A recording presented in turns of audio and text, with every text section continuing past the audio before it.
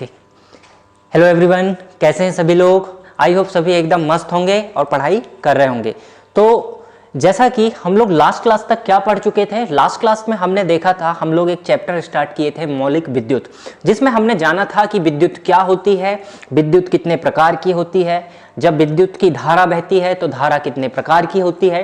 ये सारी चीजें हम लोग डिस्कस कर चुके थे। हम लोग क्या पढ़ रहे थे लास्ट क्लास में, हमने पढ़ा था, बेटा एक क्विक रिवीजन ले लेते हैं। हम लोग विद्युत पढ़ रहे थे। विद्युत को हमने क्या कहा था कि आवेश का जो प्रवाह होता है, आवेश का प्रवाह हमारा क्या कहलाता है, विद्युत कहलाता है या विद्युत की धारा कहलाती है। इसके बाद हमने जो विद्युत है, विद्युत को हमने दो भागों में विभाजित किया था। पहली विद्युत हमने देखा था स्थिर विद्युत, जो कि एक स्थान पर स्थित रहेगी, गति नहीं करेगी, जिसमें आवेश गति नहीं करेगा, केवल एक स्थान पर यदि आवेश संचित है तो वह क्या उत्पन्न करेगा, स्थिर विद्युत उत्पन्न करेगा। इसके बाद में हमने देखा था गतिशील विद्युत के विषय में। गतिशील विद्युत क्या होती है बेटा, जो कि गति करेगी। अब जो गतिशील विद्युत है, इसे हमने फर्दर दो भागों में विभक्त किया था। कौन कौन से भागों में इसे हमने विभक्त किया था, हमने दो प्रकार की गतिशील विद्युत पढ़ी थी। पहली हमने देखी थी प्रत्यावर्ती विद्युत या प्रत्यावर्ती धारा, और दूसरा हमने देखा था दिष्ट धारा। तो ये दो प्रकार की धाराओं के विषय में हमने कल पढ़ा था, प्रत्यावर्ती धारा अल्टरनेटिंग करंट, दिष्ट धारा डीसी करंट। ये दोनों करंट के विषय में हमने कल की क्लास में डिस्कस किया था। और साथ ही साथ हमने पढ़ा था कि आवेश क्या होता है, तो हम आवेश के विषय में आज की क्लास में डिस्कस करने वाले हैं। ठीक है, तो आवेश में हमने क्या देखा था कि आवेश के विषय में पढ़ने से पहले हम आवेश से संबंधित कुछ हमने परिभाषाएं देखी थी। इसमें हम सबसे पहली चीज डिस्कस करने वाले हैं पदार्थ के विषय में, कि पदार्थ हम किसे कह सकते हैं। तो देखिए, पदार्थ क्या होता है बेटा, जिसका एक निश्चित भार हो, जिसमें क्या हो, पदार्थ, किसी भी वस्तु को हम पदार्थ कब कहेंगे, जब उसमें क्या हो, एक निश्चित भार हो, पहला पॉइंट। और दूसरा कि जो स्थान को घेरता हो, स्थान को क्या करना चाहिए, घेरना चाहिए।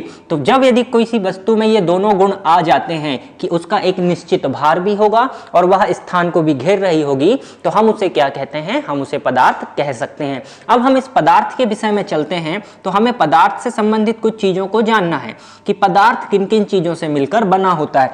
तो बेटा पदार्थ जो बना होता है, ये छोटे छोटे कणों से मिलकर बना होता है। जिन कणों को हमने किस नाम से जाना था, हम जानते हैं उन कणों को अणु के नाम से। फिर हम देखेंगे कि अणु क्या होता है, तो अणु किससे मिलकर बना होता है, तो हम कहेंगे कि अणु हमारा मिलकर बना होता है परमाणुओं से।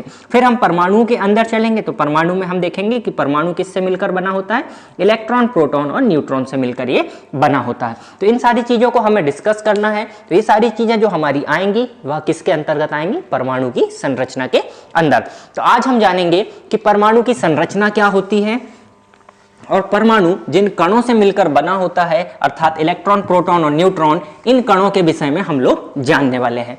तो चलिए अभी हम देखने वाले हैं इसके बाद में कि सबसे पहली चीज हम पढ़ेंगे आज क्या, परमाणु की संरचना। हम कौन सा टॉपिक पढ़ रहे हैं अभी, परमाणु की संरचना हमारा चल रहा है। परमाणु की संरचना पढ़ने से पहले हम सबसे पहले जानेंगे कि इस चीज के विषय में कि परमाणु क्या होता है। तो सबसे पहला जो पॉइंट आएगा यहाँ पे, हम हेडिंग डालेंगे परमाणु, और अब हम परमाणु के विषय में जानेंगे। ठीक है, इसके बाद हम देखेंगे कि इसका इतिहास क्या होता है।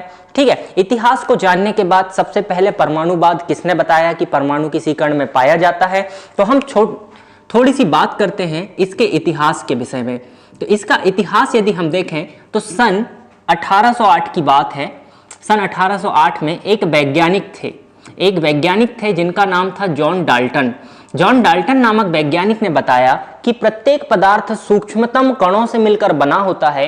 प्रत्येक पदार्थ, इस दुनिया का कोई भी पदार्थ ले लें, हर एक पदार्थ सूक्ष्मतम कणों से मिलकर बना है। तो प्रत्येक पदार्थ सूक्ष्मतम कणों से मिलकर बना होता है, जिन्हें क्या कहते हैं, जिन्हें कहा जाता है सूक्ष्मतम कण जो होते हैं वे क्या कहलाते हैं, उन्हें कहा जाता है परमाणु। तो सबसे पहला सिद्धांत जॉन डाल्टन ने दिया। उन्होंने बताया कि प्रत्येक पदार्थ सूक्ष्मतम कण से मिलकर बना है, जो क्या कहलाते हैं, परमाणु कहलाते हैं। यदि हम बात करें किसी एक पदार्थ के, तो हम क्या लिख सकते हैं कि एक पदार्थ के सारे परमाणु समान होते हैं। एक पदार्थ के सारे परमाणु समान होते हैं। ठीक है, दूसरा क्या बोला इन्होंने कि एक पदार्थ के सारे परमाणु कैसे होते हैं, समान होते हैं। यदि कोई भी एक पदार्थ ले, जैसे यदि आप एक लोहा ले रहे हैं, एक आयरन की आपने कोई एक प्लेट लिया, तो उसके अंदर जितने भी परमाणु होंगे, सारे परमाणु कैसे होंगे बेटा, सारे परमाणु एक समान होंगे। और अगला पॉइंट इन्होंने क्या कहा था, तो इन्होंने बोला था कि हमारा जो परमाणु होता है ये अविभाज्य होता है। अविभाज्य का तात्पर्य इसे और नहीं तोड़ा जा सकता, इसे हम और आगे छोटे छोटे टुकड़ों में नहीं तोड़ सकते। तो परमाणु क्या होगा, हमारा अविभाज्य होता है। यह सिद्धांत किसने दिया था, तो ये हमारा कहलाता है आधुनिक परमाणुवाद का सिद्धांत, जिसे सन 1808 में वैज्ञानिक जॉन डाल्टन ने प्रस्तुत किया था। तो यहां से हमें पता चला कि परमाणु नाम की कोई चीज पाई जाती है। अब हम देखते हैं परमाणु के विषय में। तो देखिए, परमाणु की परिभाषा हम क्या लिख सकते हैं कि यह पदार्थ का सूक्ष्मतम कण है। क्या है बेटा, यह पदार्थ का सूक्ष्मतम कण है जो कि अविभाज्य होता है, जिसे हम विभाजित नहीं कर सकते, जो कि अविभाज्य होता है। परमाणु क्या होता है, अविभाज्य होता है, इसे आप और नहीं तोड़ सकते। इसके अलावा यह परमाणु के अंदर ये क्या दर्शाता है, परमाणु के अंदर पदार्थ के समस्त गुण विद्यमान होते हैं। पदार्थ में जितने भी गुण होंगे समस्त गुणों को यह प्रदर्शित कर सकता है। जो पदार्थ का परमाणु होगा वह अपने पदार्थ के सभी गुणों को प्रदर्शित करेगा, सभी गुणों को यह बता सकता है। दूसरा हम इसमें क्या पॉइंट देख सकते हैं कि परमाणु जो हमारा पाया जाता है यह स्वतंत्र अवस्था में नहीं पाया जा सकता, स्वतंत्र अवस्था में नहीं रहता है, स्वतंत्र अवस्था में नहीं रहता है। ठीक है, स्वतंत्र अवस्था में नहीं रहता है। और क्या लिख सकते हैं हम इसे तोड़ा नहीं जा सकता, यह क्या रहता है, अविभाज्य रहता है, इसे हम और विभाजित नहीं कर सकते। तो ये चीजें होती हैं हमारी किसके विषय में, परमाणु के विषय में। ठीक है, अब परमाणु के बाद में हम लोग पढ़ने वाले हैं किस चीज के विषय में बेटा, अब हम पढ़ेंगे अणु के विषय में कि अणु हमारा क्या होता है। तो देखिए अणु क्या होगा, अणु के विषय में हम लोग देखते हैं। तो अणु को भी हम क्या कह सकते हैं, अणु भी किसी भी पदार्थ का सूक्ष्मतम कण होता है, लेकिन अणु स्वतंत्र अवस्था में रह सकता है। तो अणु को हम क्या लिख सकते हैं कि यह भी किसी पदार्थ का सूक्ष्मतम कण होता है।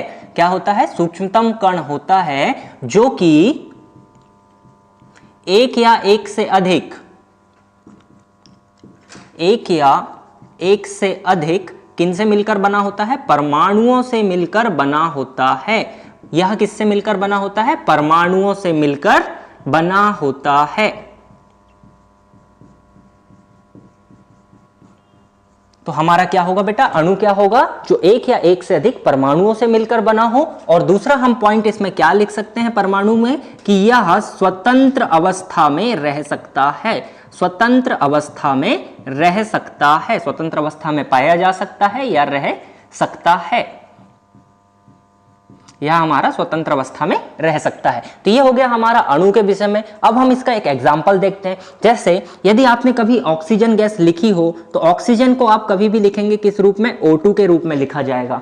ठीक है, हाइड्रोजन गैस कैसे लिखते हैं हम, H2 के रूप में हम इसे लिखते हैं। ठीक है, तो देखिए यहाँ पे हम 2 क्यों लगा रहे हैं, जबकि ऑक्सीजन का जो प्रतीक होता है, ऑक्सीजन का प्रतीक क्या होता है बेटा, केवल O होता है, लेकिन हम इसे O2 के रूप में लिखते हैं। तो देखिए क्या होता है, ऑक्सीजन के 2 परमाणु O प्लस O मिलके क्या बनाते हैं, O2 को बनाते हैं। तो ये जो सिंगल सिंगल O हैं ये किस चीज को दर्शाते हैं, परमाणु को। और हमने अभी लिखा कि परमाणु स्वतंत्र अवस्था में नहीं पाया जा सकता, इसीलिए जो हमारी गैस है ये किस रूप में पाई जाती है, अणु के रूप में। और यह जो अणु बना हुआ है ऑक्सीजन का, यह 2 ऑक्सीजन परमाणुओं के मिलने से बना हुआ है। तो ये होता है हमारा अणु और परमाणु के विषय में। अब हम पढ़ने वाले हैं इसके बाद परमाणु की संरचना में कि किन किन चीजों से मिलकर हमारा परमाणु निर्मित होता है और किस तरीके से परमाणु की रचना होती है। तो आप यहाँ पे रेफरेंस के लिए लेंगे कि परमाणु की जो संरचना होती है, परमाणु की संरचना कैसी होती है बेटा, बिल्कुल हमारे सौर मंडल से मिलती जुलती। तो हम क्या लिख सकते हैं कि परमाणु की संरचना को हमें किससे कंपेयर करना है,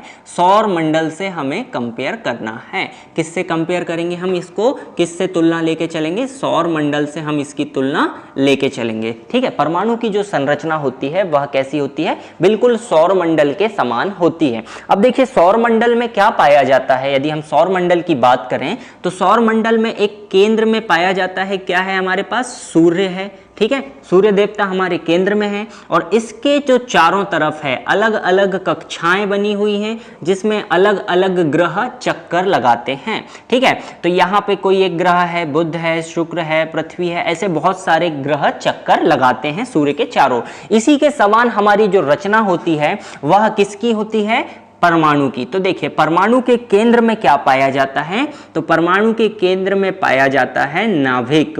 नाभिक के परमाणु का केंद्र हो गया, जैसा यहाँ पर सूर्य है, ठीक है, हमारे जो सूर्य देवता हैं वे यहाँ पे किस रूप में आ गए, नाभिक के रूप में। अब इसके बाद में नाभिक के चारों ओर भी अलग अलग कक्षाएं पाई जाती हैं। इन कक्षाओं में कौन गति करता है, तो इन कक्षाओं में जो गति करते हैं, जैसे हमारे यहाँ ग्रह गति करते हैं वैसे ही यहाँ पे हमारे गति करते हैं कौन बेटा, इलेक्ट्रॉन्स गति करते हैं। कौन गति करते हैं, इलेक्ट्रॉन्स हमारे यहाँ पर गति करते हैं। इलेक्ट्रॉन्स यहाँ पर चक्कर लगाते हैं, किसका चक्कर लगाते हैं, नाभिक का यहाँ पर ये चक्कर लगाते हैं, ठीक है। अब यहाँ पे थोड़ा सा एक अंतर आ जाता है कि जो सूर्य के चारों ओर सारे ग्रह चक्कर लगाते हैं, तो एक कक्षा में एक ही ग्रह हमारे पास होता है। एक जो कक्षा है, एक जो वृत्त है या एक जो वृत्ताकार मार्ग है, इसमें केवल एक ही ग्रह चक्कर लगाता है। लेकिन यहां पे परमाणु की संरचना में क्या होता है, अलग अलग कक्षाओं में अलग अलग इलेक्ट्रॉन चक्कर लगा सकते हैं। अलग अलग कक्षाओं में अलग अलग इलेक्ट्रॉन चक्कर लगा सकते हैं। तो यहां से हमने क्या सीखा कि केंद्रीय भाग क्या होगा, नाभिक होगा, उसके चारों तरफ इलेक्ट्रॉन क्या करेंगे, चक्कर लगाएंगे। अब जो नाभिक हमारा बना होता है, नाभिक किन किन कणों से मिलकर बना होता है, तो नाभिक के अंदर दो प्रकार के कण पाए जाते हैं। कौन कौन से कण वे कहलाते हैं, वे कहलाते हैं न्यूट्रॉन और प्रोटॉन। तो नाभिक के अंदर दो प्रकार के कण पाए जाते हैं, न्यूट्रॉन और प्रोटॉन यहाँ पर पाए जाते हैं। और इलेक्ट्रॉन क्या होता है, चारों तरफ चक्कर लगाते हैं। तो हम कह सकते हैं कि हमारा जो परमाणु बना होता है, ये परमाणु तीन कणों से मिलकर बना होता है। कौन कौन से, इलेक्ट्रॉन, प्रोटॉन और न्यूट्रॉन से मिलकर यह बना होता है। ठीक है बेटा, यहां तक क्लियर हुआ कि परमाणु की जो रचना होती है वह तीन प्रकार के कणों से मिलकर बना होता है, इलेक्ट्रॉन, प्रोटॉन और न्यूट्रॉन से। अब हम सभी चीजों के विषय में वन बाय वन देख लेते हैं कि कौन सी चीज यहां पर क्या होती है। ठीक है, फिर हम सारी चीजें डिस्कस करेंगे कि आवेश कहां से उत्पन्न होता है।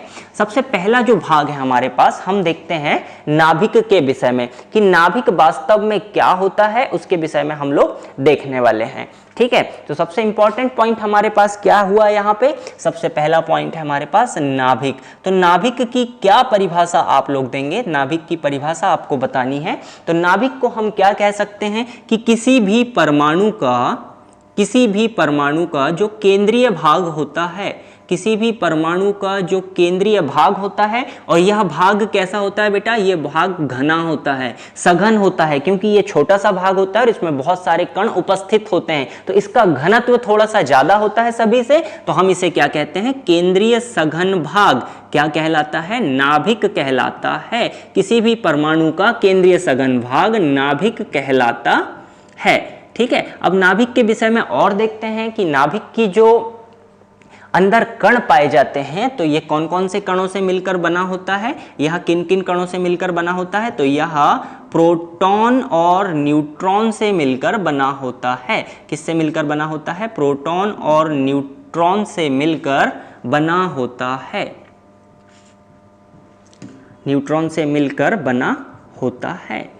ठीक है, यह दो चीजों से मिलकर निर्मित होता है। नाभिक के अंदर प्रोटॉन और न्यूट्रॉन पाए जाते हैं। यदि हम इसके आकार की बात करें कि परमाणु का जो नाभिक होता है इसका आकार कितना होता है, तो नाभिक का आकार यदि हम एक रेंज में देखें तो 10⁻⁻15 मीटर के लगभग इसका आकार होता है। ठीक है, इसका जो आकार होता है 10⁻⁻15 मीटर, या इसे ही हम क्या कहते हैं बेटा, याद रखिएगा, नाभिक को नापने की जो इकाई होती है हम किस में मेजर करते हैं, नाभिक की जो दूरियां होती है उसे हम नापेंगे फर्मी में। ठीक है, तो नाभिक का जो आकार होता है 10⁻⁻15 मीटर या 1 फर्मी के आकार का हमारा नाभिक होता है। नाभिक में एक पॉइंट और हमें याद रखना है जो हमारे लिए काफी इंपॉर्टेंट पॉइंट है कि नाभिक की जो खोज की थी, नाभिक की खोज किसने की थी, तो एक वैज्ञानिक थे, आप सभी लोग इनका नाम जानते होंगे कि रदरफोर्ड नामक एक वैज्ञानिक थे जिन्होंने नाभिक की खोज की थी। इनका प्रयोग हम कक्षा 6वीं 7वीं में भी पढ़ते हैं कि किस प्रयोग के द्वारा इन्होंने किया था, तो अल्फा कर्ण प्रकीर्णन नामक इन्होंने एक प्रयोग किया था। इस प्रयोग के आधार पर इन्होंने बताया था कि परमाणु के केंद्र में एक सघन भाग पाया जाता है जिसे हम क्या कहते हैं, नाभिक कहलाता है। जो भाग क्या कहलाता है, नाभिक कहलाता है। अब हम यहाँ पे कुछ और चीजें देखने वाले हैं कि हमारे पास जो कण होते हैं, इन कणों के विषय में हम लोग देखेंगे कि कौन कौन से हमारे पास कण होते हैं, इन कणों के विषय में पढ़ेंगे। फिर हम पढ़ेंगे इनके अरेंजमेंट के विषय में कि किस तरीके से इन्हें अरेंज किया जाता है सारे कणों को। ठीक है, तो मुख्य रूप से हमारा जो एक परमाणु है, परमाणु किन 3 प्रकार के कणों से मिलकर निर्मित हुआ? इलेक्ट्रॉन, प्रोटॉन और न्यूट्रॉन नामक कणों से मिलकर यह निर्मित हुआ। तो हम 1 बाय 1 तीनों कणों के विषय में देख लेते हैं। तो सबसे पहला जो हमारा कण हम लेते हैं इलेक्ट्रॉन, हम सबसे पहला कण लेते हैं। तो इलेक्ट्रॉन के विषय में यदि मैं आपको बताऊं तो देखिए बेटा, इलेक्ट्रॉन जो है एक आवेशित कण है। इलेक्ट्रॉन क्या है? एक आवेशित कण है। इसी के प्रवाह के कारण हमारी विद्युत धारा उत्पन्न होती है और रासायनिक क्रियाएं भी इसी के आदान प्रदान के कारण उत्पन्न होती है। तो सभी प्रकार की जो भी क्रियाएं यदि हम देखते हैं किसी पदार्थ में होती है तो वह किसके लेन देन या किसके आवागमन के कारण होती है? तो इलेक्ट्रॉन के कारण। ठीक है, इलेक्ट्रॉन एक कैसा कण है? आवेशित कण है। तो सबसे पहले हम बात करते हैं कि इस पर आवेश कितना पाया जाता है। तो इलेक्ट्रॉन पर जो आवेश पाया जाता है इसके विषय में आप याद रखेंगे कि 1.6 गुणित 10 की घात -19 1.6 इंटू 10 टू द पावर -19 इस पर आवेश पाया जाता है। और आवेश की जो इकाई होती है वह क्या होती है?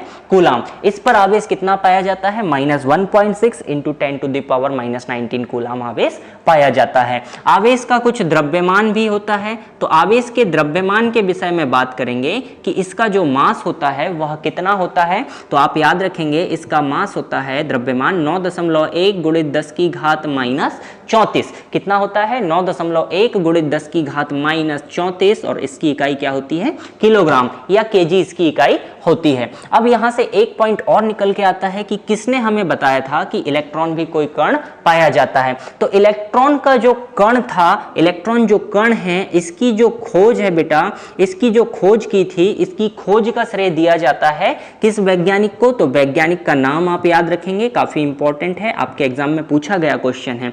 तो एक वैज्ञानिक थे जे थॉमसन नाम के। इन्होंने हमें बताया था कि इलेक्ट्रॉन एक कण पाया जाता है। इलेक्ट्रॉन एक कण पाया जाता है। तो वैज्ञानिक का नाम क्या है? J Thomson. और इलेक्ट्रॉन के जो आवेश की खोज की थी कि इलेक्ट्रॉन पर कितना आवेश पाया जाता है, तो इलेक्ट्रॉन के आवेश की जो खोज की थी बेटा, इलेक्ट्रॉन के आवेश की जो खोज का श्रेय दिया जाता है वह खोज किसने की थी? एक वैज्ञानिक थे मिलिकन नाम के। इन्होंने हमें बताया था कि इलेक्ट्रॉन पर आवेश कितना पाया जाता है? -1.6 into 10 to the power -19 coulomb यहाँ पे आवेश पाया जाता है। ये जो हमारे पास एक अंक आया है कि -1.6 into 10 to the power -19 coulomb, इसे ही हम क्या कहते हैं? इसे कहा जाता है एक इलेक्ट्रॉनिक आवेश, इसे कहा जाता है एक इलेक्ट्रॉनिक आवेश, इसे कहा जाता है। ये आप याद रखेंगे, एक इलेक्ट्रॉनिक आवेश का मान किसके बराबर होता है? -1.6 into 10 to the power -19 coulomb के बराबर होता है।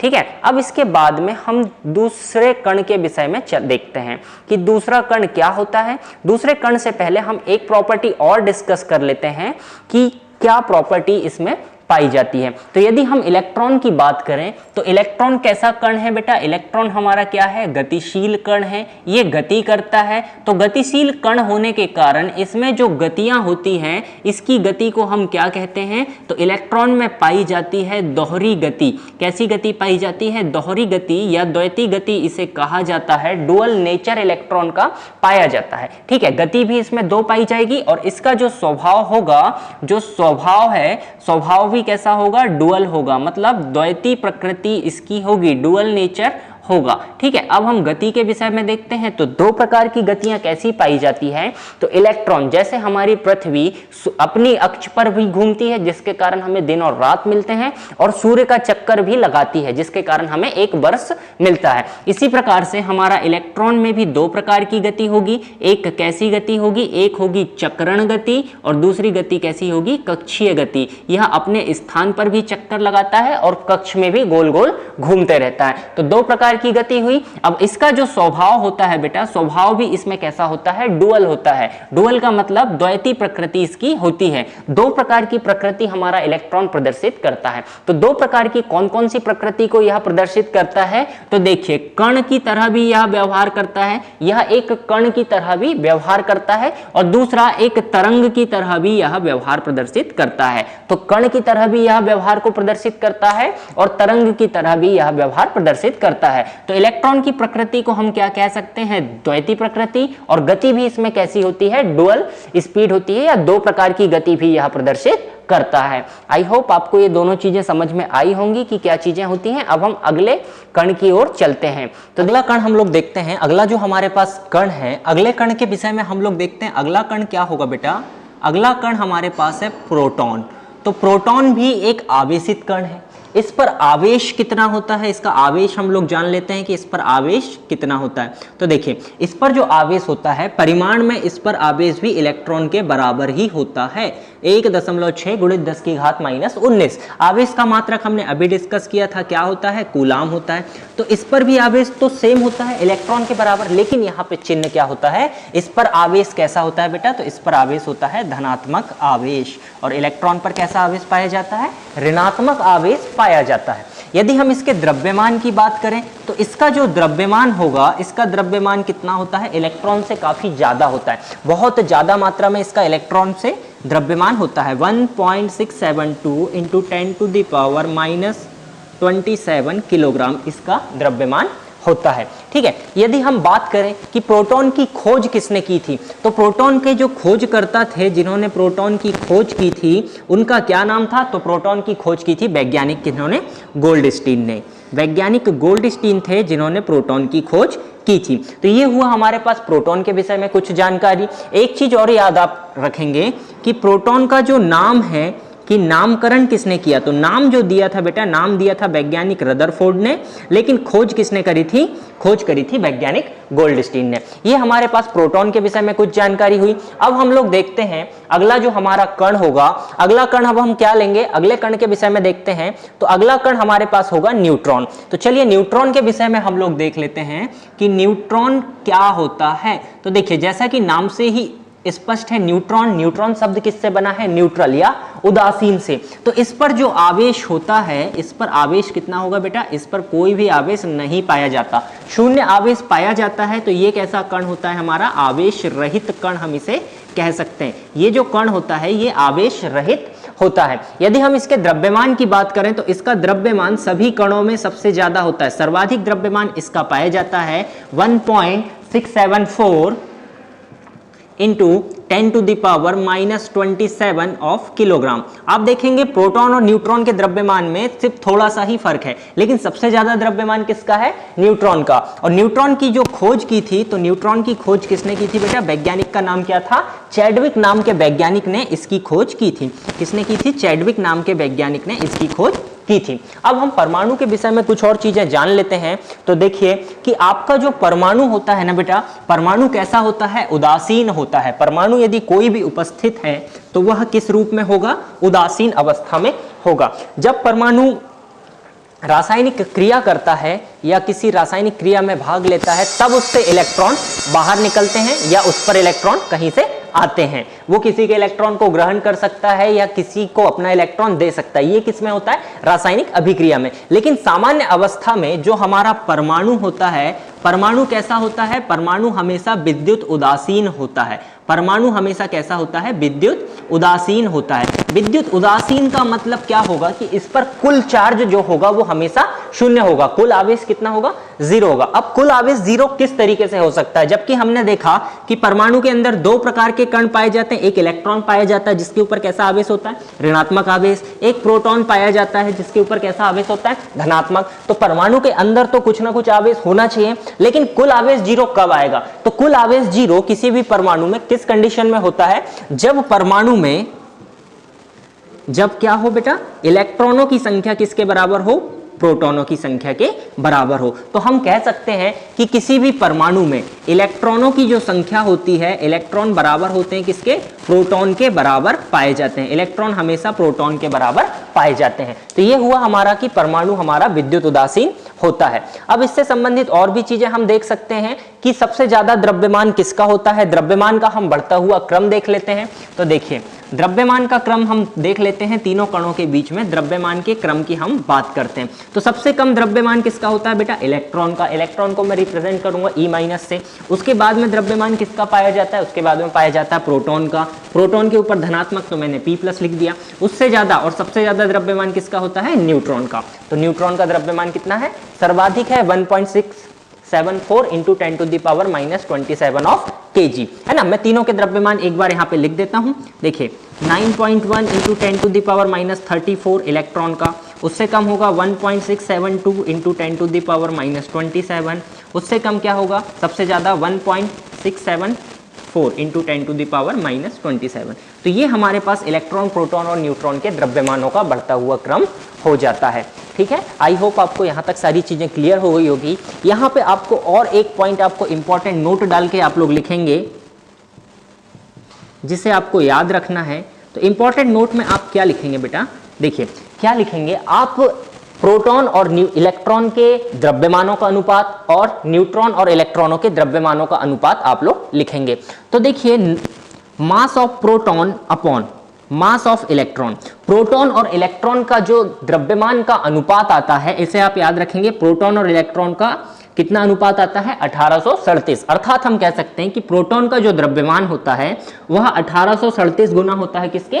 इलेक्ट्रॉन के। प्रोटॉन का द्रव्यमान 1837 गुना होता है इलेक्ट्रॉन के। इसके अलावा आप याद रखेंगे मास ऑफ न्यूट्रॉन बटे मास ऑफ इलेक्ट्रॉन। तो मास ऑफ न्यूट्रॉन और मास ऑफ इलेक्ट्रॉन ये कितना आता है? 1839 गुना, 1839 गुना। ठीक है, न्यूट्रॉन और इलेक्ट्रॉन के द्रव्यमानों का अनुपात 1839 आता है। इसका मतलब क्या हुआ कि न्यूट्रॉन का जो द्रव्यमान होता है वह इलेक्ट्रॉन से कितने गुना होता है? 1839। तो यहां से हम एक चीज देख सकते हैं कि इलेक्ट्रॉन से दोनों चीजें कुछ ना कुछ संख्या के गुणा में उपस्थित हैं। जैसे इलेक्ट्रॉन के द्रव्यमान को जब आप 1837 गुना करोगे तब प्रोटॉन का मास आएगा, या जब इलेक्ट्रॉन के द्रव्यमान को आप 1839 गुना करोगे तब न्यूट्रॉन का मास आएगा। तो सबसे हल्का कण क्या हुआ हमारा? इलेक्ट्रॉन। उससे भारी प्रोटॉन, और सबसे भारी क्या होता है? न्यूट्रॉन आपका होता है। ठीक है, तो आज की क्लास में हम लोग यहीं तक सीखेंगे। कल हम स्टार्ट करेंगे अब परमाणु के अंदर की संरचना किस प्रकार की होती है। आज हमने परमाणु के अंदर के सभी कणों के विषय में हमने जान लिया है, और इन कणों के विषय में अब हम कल देखेंगे कि किस तरीके से ये स्थिर रहते हैं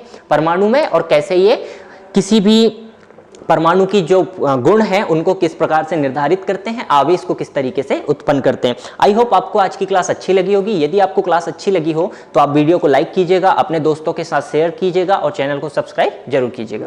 ओके, थैंक यू दोस्तों।